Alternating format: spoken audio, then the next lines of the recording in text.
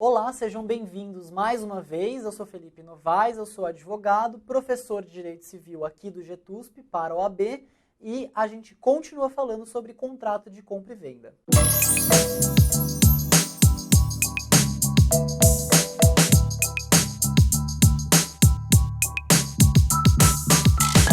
Retomando o assunto da compra e venda, então a gente já viu quais são seus elementos essenciais, a gente já fez algumas observações, a gente já viu suas características, né? Já classificou ele de acordo com aquilo que a gente tinha visto na parte de teoria geral dos contratos.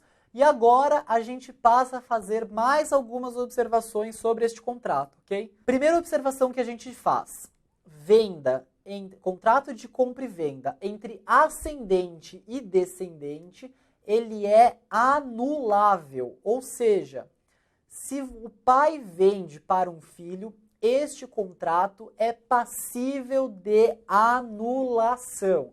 Só retomando, quando a gente fala em anulabilidade ou nulidade, a gente está falando do plano da validade. Ou seja, você faz um contrato, ele existe, mas se for declarado anulável, ele não poderá produzir efeitos no mundo jurídico, tal como a gente viu. E aí, qual que vai ser a consequência? Vamos lá. A gente pega a teoria no sua parte mais genérica e aplica aqui para o compra e venda. Qual que vai ser a consequência disso?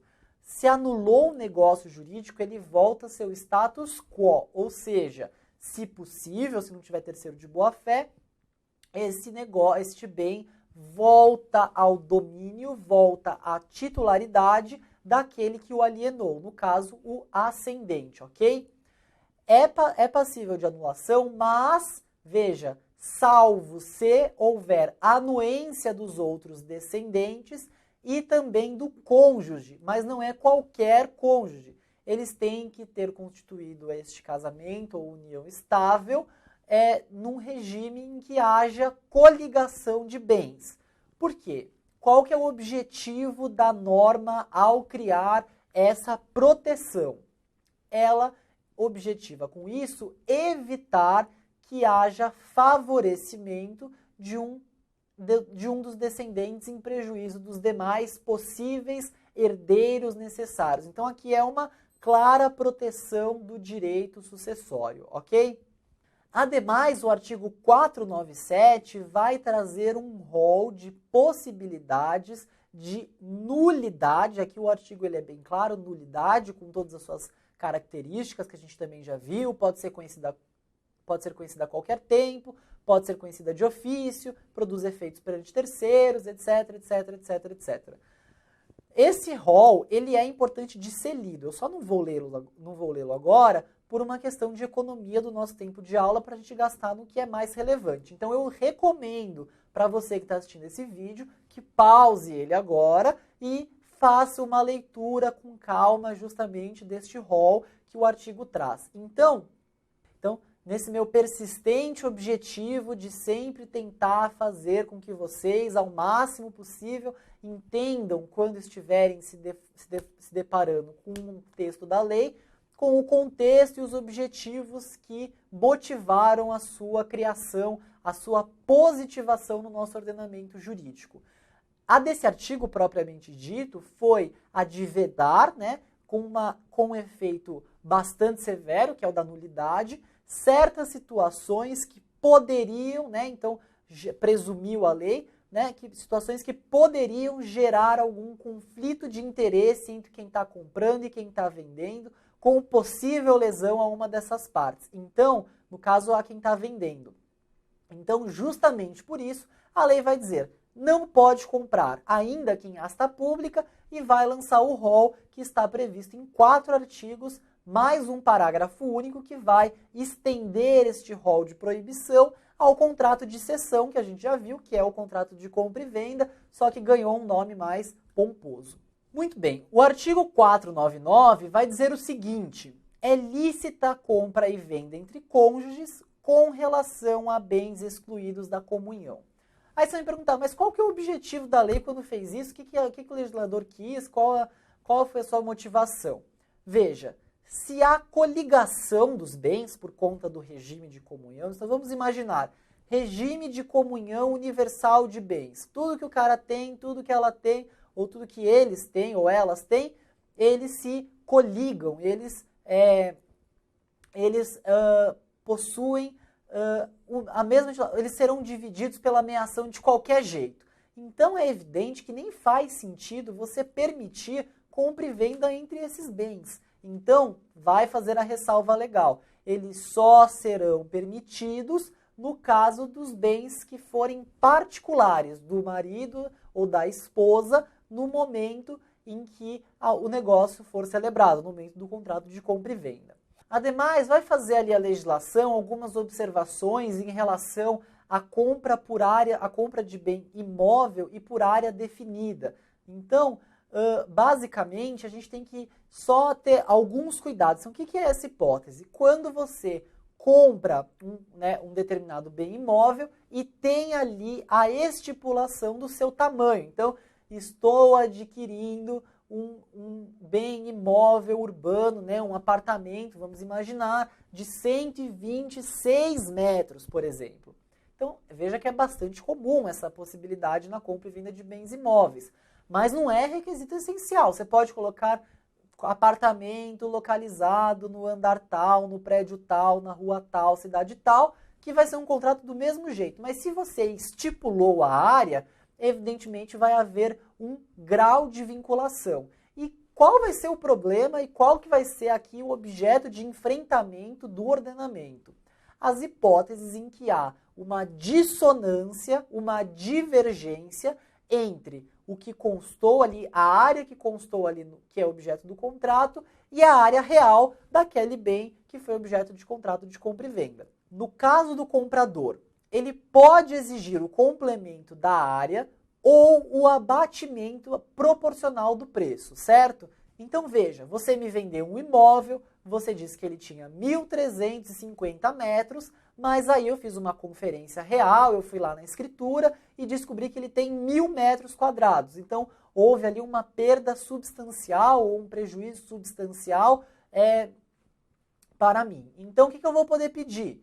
Complemento da área, você que se vire para me dar o resto, ou um abatimento no preço. E se paguei, já a restituição, ok? Mas é qualquer diferença? Não. Se essa diferença... Mas é qualquer diferença? Não.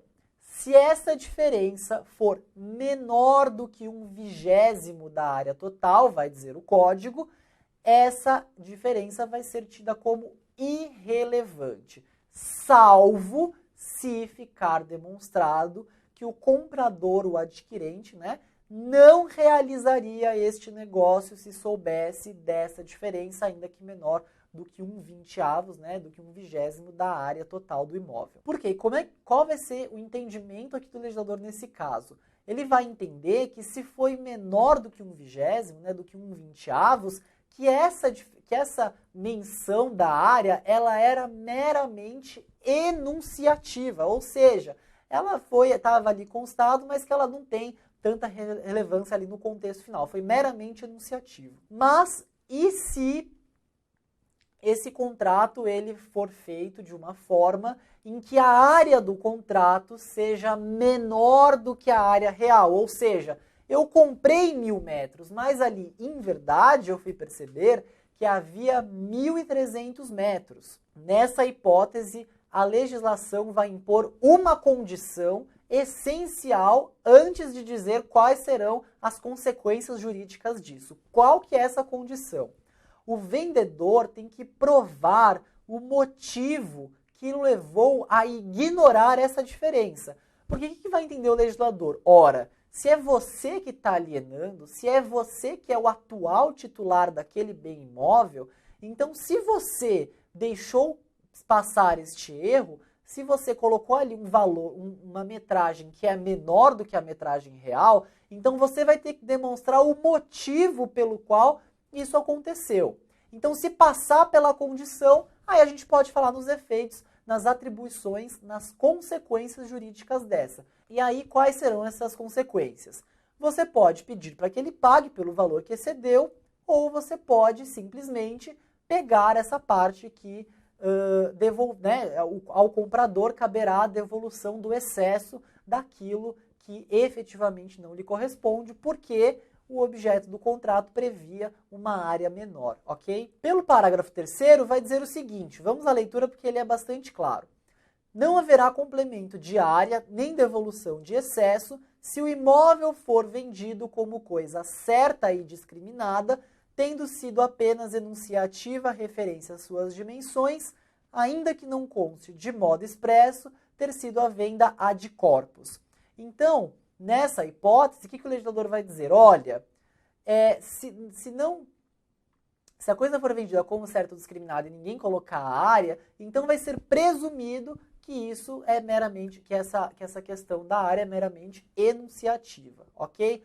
Então, aqui a determinação da metragem, ela não vai consistir num elemento substancial desse negócio jurídico. Bom, existe um prazo para reclamar essas ações do contrato de compra e venda. É um prazo decadencial de 1 ano a contar do registro do título no cartório competente. Se houver um atraso na emissão da posse, vai dizer o código, este prazo, em verdade, ele vai começar a contar a partir do momento em que isso aconteceu. O artigo 502 vai dizer o seguinte: o vendedor, salvo convenção em contrário, responde por todos os defeitos que gravem a coisa até o momento da tradição. Então, até o momento da tradição, ele vai imputar responsabilidade para o vendedor. O 503 vai trazer aquela previsão que a gente já tinha visto lá na teoria geral. Nas coisas vendidas conjuntamente, o defeito oculto de uma não autoriza a rejeição de todas. Então, é aquilo que a gente já tinha visto. O artigo 504 ele vai dizer assim: não pode um condômino em coisa indivisível vender a sua parte a estranhos, se o outro consorte a quiser tanto por tanto. O condômino, a quem não se der conhecimento da venda, poderá, depositando o preço, haver para si a parte vendida a estranhos, se o requerer no prazo de 180 dias, sob pena de decadência. Então, o que vai dizer aqui a legislação? Vamos entender isso. Por que foi importante fazer a leitura literal do código? Eu não gosto de fazer isso muitas vezes, mas nessa hipótese a legislação ela é bastante clara. Então vamos lá. É uma coisa indivisível, ou seja, é aquilo partilhado e que não tem como ser dividida. É um condomínio. Então, condomínio, todos têm o domínio sobre a mesma coisa, sobre a mesma parte. Então, nessa hipótese, o que o código vai dizer?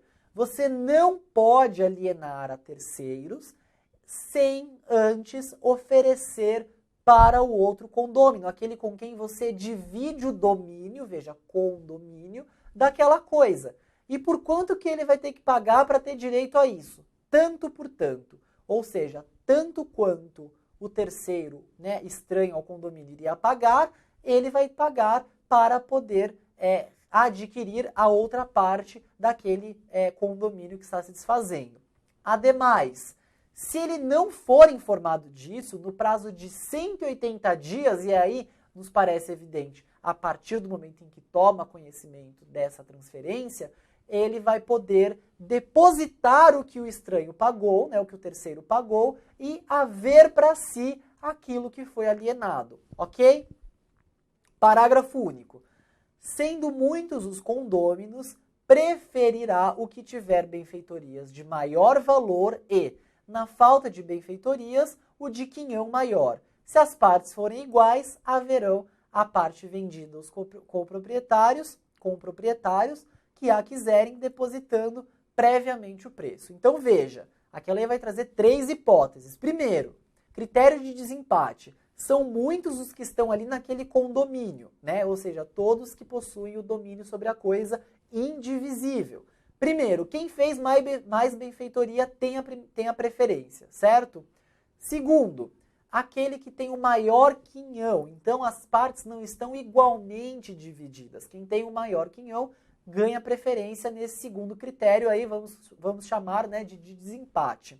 E a terceira hipótese, se todos tiverem o mesmo quinhão, aquele que depositar previamente o preço, ok? Na próxima aula a gente fala sobre cláusulas especiais do contrato de compra e venda e antes de encerrar, mais uma vez, fica aqui o convite para que vocês nos auxiliem curtindo o vídeo, compartilhando, divulgando nas redes sociais. Espero que vocês, inclusive, estejam gostando do curso até aqui e que ele esteja auxiliando vocês na sua preparação, porque a gente está chegando no momento da metade do curso, né? Então, aqui eu acho que já deu para fazer alguma avaliação se o conteúdo está sendo ou não pertinente e eu espero que esteja sendo positivo para vocês. Na próxima aula a gente continua. Mais uma vez também agradeço a atenção de vocês e até lá.